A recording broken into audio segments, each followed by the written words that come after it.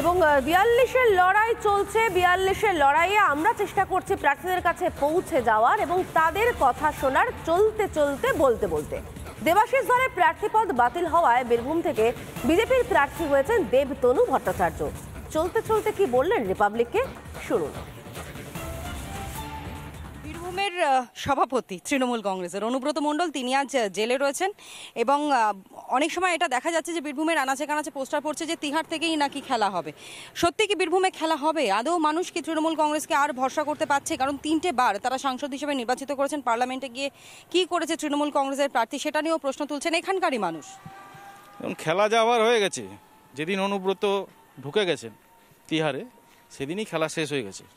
তারপর থেকে খেলোয়াড় নেই কেউ। আর 2-4 জন চেষ্টা করেছিল, কাজল শেখকে নিয়ে শুরু হয়েছিল, কিন্তু যখন বুঝতে পারলো কাজল শেখ খেলতে পারছে না, তখন ওকে সরিয়ে আবার একটা কমিটি করলো।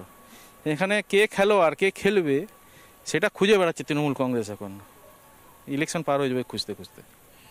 তৃণমূল কংগ্রেসের হাইকমান্ড মমতা বন্দ্যোপাধ্যায় তিনিও অনেক সময় বীরভূমটাকে নিয়ে চিন্তিত ছিলেন যখন অনুব্রত মণ্ডল জেলে যান, এবং তারপর থেকে যেমনটা আপনি বললেন যে কাজল শেখের ওপর অনেকটা ভরসা। তারপরে গিয়েও গোষ্ঠীকন্দল সামনে আসে, একে অপরের দিকে কাদা ছোড়াছড়ি, গোষ্ঠীদ্বন্দ্ব, এটা তো লেগেই রয়েছে। সেই জায়গা থেকে আর একই সঙ্গে অনুব্রতহীন বীরভূম, সুতরাং মনে হচ্ছে ফ্রি অ্যান্ড ফেয়ার ইলেকশন হবে, আর গুড়বাতাসা বা এই চরম চরম ঢাকের আওয়াজ এইসব আর হচ্ছে না বীরভূমের মাটিতে। এইসব করার লোক খুব কম এখন বীরভূমে। যারা রয়েছে তাদের মধ্যে অনেকেই এখন এদিক ওদিক জেলে আছে। অনেকে সিবিআই ডেকেছে, কাউকে ইডি ডেকেছে, নোটিশ খেয়ে বসে আছে। এরা এখন নিজেদের জায়গা বাঁচাতে ব্যস্ত। এরা দিদির হয়ে খেলার মুডে নেই, এখন আর পরিস্থিতিতে নেই।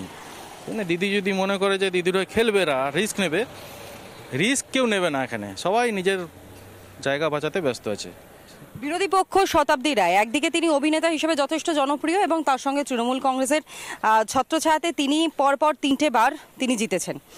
ফাইট কতটা জোরদার হতে চলেছে, কতটা টাফ মনে হয়? আমি বারবার যেটা বলছি সেটা হচ্ছে যে শতাব্দী রায় ক্যান্ডিডেট হওয়াটাই আমাদের জন্য পজিটিভ, আমাদের অ্যাডভান্টেজ। তার কারণ হচ্ছে উনি টেস্টেড এবং নট ট্রাস্টেড এখন বীরভূমের ভোটারদের কাছে।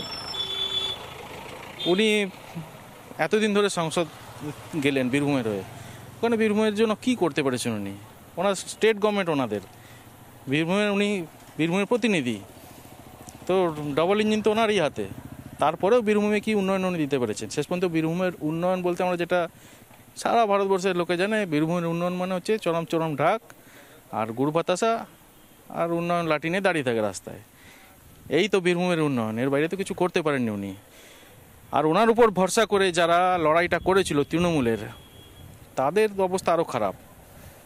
তাদেরকে উনি ইডিয়ট বলছেন সবার সামনে, মানে নিজের সৈনিকদেরকে যিনি ইডিয়ট বলছেন, উনি নেত্রীও কতটা হয়েছেন সেটাও একটা প্রশ্ন চিহ্ন। অভিনয় তো ভুলে গেছেন, অভিনেত্রী আগে ছিলেন, এখন ওটা ইতিহাস। নেত্রীও হতে পারেননি, কারণ কর্মীদের সঙ্গে ওরকম ব্যবহার কোনো নেত্রীরা করে না। আপনি জিতে আসার পর কি করবেন?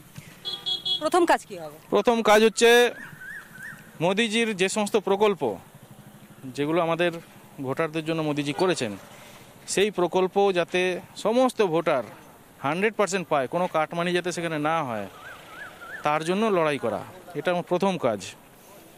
তার সাথে সাথে এখানে যে শতাব্দী রায় সাংসদ হওয়ার পরে এখানে বিভিন্ন এরিয়া ভাগ করে বিভিন্ন মাফিয়াদের কাছে যে ভাগ করে দিয়ে গেছেন উনি, তারা চালাচ্ছে, সাধারণ মানুষদের উপর তারা যে অত্যাচার করছে, এই সমস্ত মাফিয়াদেরকে প্রথম সাইলেন্ট করা, ঘরে ঢুকিয়ে দেওয়া। এই মাফিয়ারা যেখানে চলবে না, সেই জায়গাটাকে এস্টাবলিশ করা, মানুষকে ভরসা দেওয়া, এটা হচ্ছে আমার প্রায়োরিটি লিস্টে। এই দুটো কাজই রয়েছে। এবং ৪২-এর লড়াই চলছে। ৪২-এর লড়াইয়ে আমরা চেষ্টা করছি প্রার্থীদের কাছে পৌঁছে যাওয়ার এবং তাদের কথা শোনার, চলতে চলতে বলতে বলতে। দেবাশিস ধরে প্রার্থীপদ বাতিল হওয়ায় বীরভূম থেকে বিজেপির প্রার্থী হয়েছেন দেবতনু ভট্টাচার্য। চলতে চলতে কি বললেন রিপাবলিককে, শুনুন। বীরভূমের সভাপতি তৃণমূল কংগ্রেসের অনুব্রত মণ্ডল, তিনি আজ জেলে রয়েছেন এবং অনেক সময় এটা দেখা যাচ্ছে যে বীরভূমের আনাচে কানাচে পোস্টার পড়ছে যে তিহার থেকেই নাকি খেলা হবে। সত্যি কি বীরভূমে খেলা হবে? আদৌ মানুষ কি তৃণমূল কংগ্রেসকে আর ভরসা করতে পারছে? কারণ 3টে বার তারা সাংসদ হিসেবে নির্বাচিত করেছেন, পার্লামেন্টে গিয়ে কি করেছে তৃণমূল কংগ্রেসের প্রার্থী সেটা নিয়েও প্রশ্ন তুলছেন এখানকারই মানুষ। খেলা যাওয়ার হয়ে গেছে। যেদিন অনুব্রত ঢুকে গেছেন তিহারে, সেদিনই খেলা শেষ হয়ে গেছে। তারপর থেকে খেলোয়াড় নেই কেউ। আর 2-4 জন চেষ্টা করেছিল, কাজল শেখকে নিয়ে শুরু হয়েছিল, কিন্তু যখন বুঝতে পারলো কাজল শেখ খেলতে পারছে না, তখন ওকে সরিয়ে আবার একটা কমিটি করলো।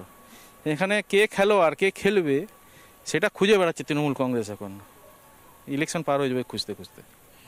তৃণমূল কংগ্রেসের হাইকমান্ড মমতা বন্দ্যোপাধ্যায় তিনিও অনেক সময় বীরভূমটাকে নিয়ে চিন্তিত ছিলেন যখন অনুব্রত মণ্ডল জেলে যান, এবং তারপর থেকে যেমনটা আপনি বললেন যে কাজল শেখের ওপর অনেকটা ভরসা, তারপরে গিয়েও গোষ্ঠীকন্দল সামনে আসে, একে অপরের দিকে কাদা ছোড়াছড়ি, গোষ্ঠীদ্বন্দ্ব, এটা তো লেগেই রয়েছে।